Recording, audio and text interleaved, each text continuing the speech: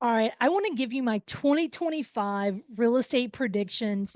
All right, let's get at it. So, here's what I think is going to happen this year in real estate. So, first and foremost, I believe that when it comes to the economy, that there's going to be a lot that's happening nationally that may or may not impact your local market. And so you should always remember local matters. So just because you're seeing it on a headline and across the nation, or you see one market that is experiencing something, doesn't mean you will. And so why I say that is I think different markets are going to experience different things as we've been seeing. I mean, that's pretty natural, but I think it's going to continue. Even in my own market, I can pit properties for sale, and one neighborhood is doing better than another zip code is doing better than another. And so one of the things I expect to continue to happen this year is that certain areas are going to suffer and certain areas are going to maybe thrive is not the right word, but survive better. So the ones that are not surviving well are suffering, but the ones who are somehow managing to survive better are they're I don't want to say thriving, right? Because we've seen better. So with that being said, for example, just today, I'm here in Tampa now, but I had a closing back at home just a little while ago. This was a property that when we priced it right, it was in a zip code in an area where stuff was moving, better, faster than some of our other properties for sale. So with that being said, you've got to look at the price and say, hey, what do you think it would, you've got to be a little bit more realistic. So, for example, on this one, there was some data there to really push into the 220 realm. But when we looked at it and we had, some expert counsel from the real estate agent that we hired, then there's a level there that when we listed it at 185 and it sold. I mean, we got an at asking offer pretty quickly. So with that being said, I again, some areas are going to suffer better, survive better, and some won't. So that's really important. So don't just look at the last 6 months, last 3 months, but look at what's currently happening. Look at the current data. Look at the stuff that's currently for sale, because that's also another issue. I think that we're going to continue to have some issues with appraisals, because although, and this isn't a knock to my appraiser friends, but although some things could appraise, I mean, back just 2 months ago, I bought a property that you could argue could appraise for 350, but I bought it at 283. I bought it subject to a loan of 283,000, and it had been sitting on the market at 305, not selling, even though it could appraise higher, right? So I do think we're going to struggle with some of those general, you know, appraisals. What is the value? And so if anyone is dead set on a price, something being worth XYZ, and if you are having to bet on that price, so whether it is a flip or a refinance, you need to make a plan B, and a very realistic plan B at that. So don't get into marginal deals, for example, flips or the Burr method where you refinance. You want to be very careful, because I think appraisals are going to continue to sneak up onto us because, you know, it's been a difficult market for more than 1 minute. And so I think more sellers have been wheeling and dealing. And so therefore, that's going to show up in the actual appraisals. So be mindful of that. Now, with that being said, another thing that I'm expecting to see in 2025 is that insurance is not going to get better for Southeast Louisiana. I think we're kind of at a place where we've kind of gotten used to it. It's we might see a little bit relief, but it's nothing like where we can kind of breathe a collective sigh of relief and kind of say, hey, now it's time to move on. That's not it. And so prepare that insurance is going to continue to be an issue.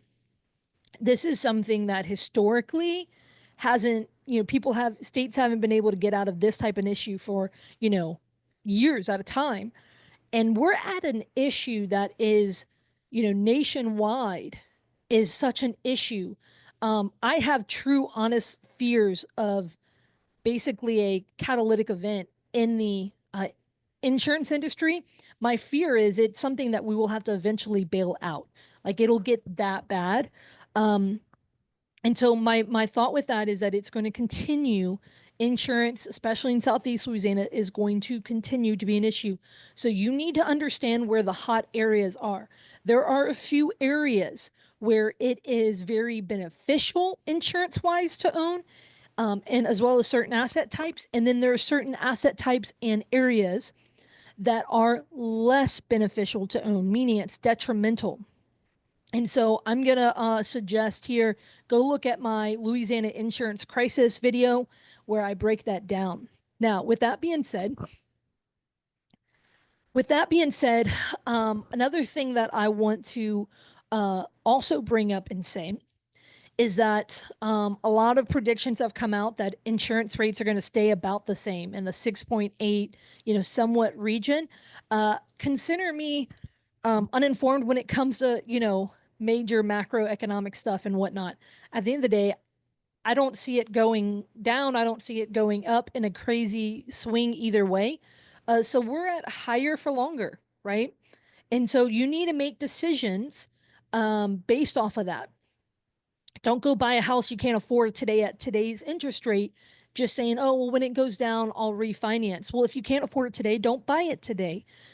Go and increase your skill sets. Maybe you buy it with seller financing, or you assume the existing loan, or you buy it subject to the existing loan, or something like that, or you buy at a smaller price point so that the monthly payment is more achievable, right? One of the other issues I think that we're going to see in 2025 is consumer confidence is going to continue to be an issue. And so I'm curious what that's going to do for tenants and buyers. And I'm curious what that's also going to do for just people in general. I think people might pulling back. I mean, there's a lot, without getting political, there's a lot going on with the tariffs and things along those lines. Um, we've kind of had this, spring is normally what brings people out to go to do some stuff. But at the same time, things are just starting to heat up with this new, with this new administration. So with that being said, I'm going to be curious to watch and see, people pulling back here. But I do think there's going to be some pockets of activity. So when there's activity, take advantage of that. So like right now, we're listing some of our properties for sale because this is a time where I believe there is some activity. Another thought that I have here is I do think that a lot of the conferences for real estate investors are going to see lower numbers. So this is actually a good time that I think is, if you're wanting to learn about real estate investing, or if you can make it to a conference, I think this is when you would have a better time networking, and there's going to be more truer players in the room because they're able to survive and they've got the discretionary income to be able to handle that, right? And attend these classes. So I do think you may have a better opportunity to network with the host or with the attendees or speakers, things like that. I think otherwise, you want to make sure that you have lean overhead. Okay, you should be. If you're like Courtney, I couldn't tell you what my monthly expenses are. You should pull out your bank statement. You should pull out your credit card statement, and you should go by them line by line and say, cut out the fat. If you're like, I don't know what that is, great, go investigate it. And at the end of the day, go through and eliminate as much as you can, because I don't think we're going to go into a very positive economic period for a minute. So you want to be able to weather a difficult time. And so you need to be able to put food on the table, and you need to be able to sustain your real estate deal. So if you have any balloons coming up, any adjustable rates coming up, if you have any you know any timelines coming up, so it could be a lease coming up with a tenant, it could be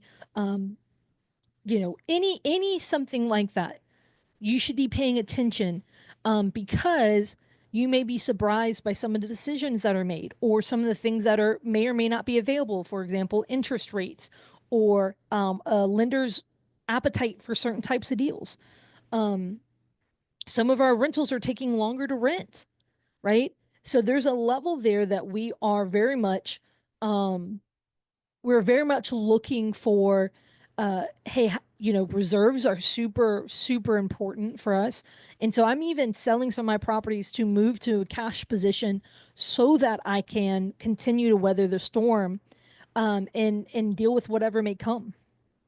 And so be mindful for that. So in 2025, I think, continued with insurance rates being higher. I think continued with the interest rates being higher, right? And the sentiment that comes with that. So I do think there's going to be low transaction volume similar to last year. But there's going to be spikes of activity that will be exciting and hopeful. But don't be alarmed because there is seasonality to that. And then the other thing to that I'm gonna say is in 2025, I think that when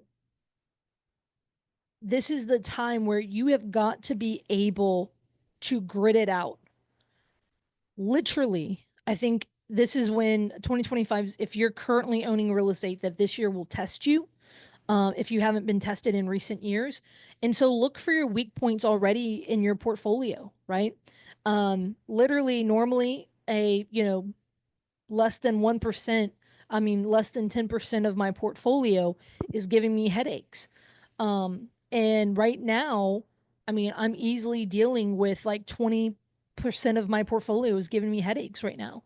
And so I'm seeing some heightened, issues, things like that. You've got to be able to navigate that. And so stay tuned in to what's going on in your local market. Stay tuned into what's going on the national market, in the national economy. Um, and then ultimately, I'm always going to suggest tune in to the gray haired guys who've been through multiple cycles before and say, hey, what are they doing? What are they, um, how are they pivoting right now, especially the ones in your market? I think that's really important too. I am not stopping buying deals. I may be buying less this year than I normally do, or I'm more strategic. I'm buying more quality this year than I am quantity. I'm definitely seeing that. Um, I am also looking to do some notes, some land notes to supplement my rental portfolio, the house portfolio, just because expenses are so heavy, and with insurance and increases and stuff like that to help with cash flow. And then the other thing is I'm watching for in 2025 is regulation. You guys just saw I put out a video for the Arizona Attorney General. I'm very much watching stuff like that closely. I would not be surprised if we see other stuff happen with some lawsuits or things along those lines. And I'm curious to see what that looks like and how that can impact things, for example, like subject to and other strategies that are not inherently wrong. It's people who are bad faith actors who are doing them, especially if they're doing them in volume and especially if they're putting consumers in the crosshair. So those are things that I'm paying attention to. I think in 2025 there is going to be some opportunity, but I do think it's going to be opportunity that you're going to have to basically survive through the challenges to get to that opportunity. What do you think is going to happen throughout 2025? Is there anything that you're seeing? At the end of the day, I never want to be the person who like gets it right, right? But this is a little bit of the clarity that I'm seeing. I'm very much watching opportunities right now for opportunities, and I'm very much looking for holes in my own portfolio, because I don't want 2025 to be the year that you know um, that I take a big blow or anything like that, right? So like that is a part of not just offensive, like, oh, what can I go get? It's also how can I protect, right? And so you always want to be thinking, one eye on offensive of how do you progress, and then one eye on defense is how do you maintain, how do you, you know, how do you protect what you have? So, guys, thanks so much for following along. Make sure to subscribe if you haven't already. One day, um, one day, one video, man, the first 100 days, guys, we're almost to day 80. I don't know what today's date is. I'm going to look here in a second, but guys, we're almost to day 80 out of 100 days, the first 100 days of 2025. Man, that's wild. Thanks, guys, for all of you who've been tuning along. This has been fun. See you guys tomorrow.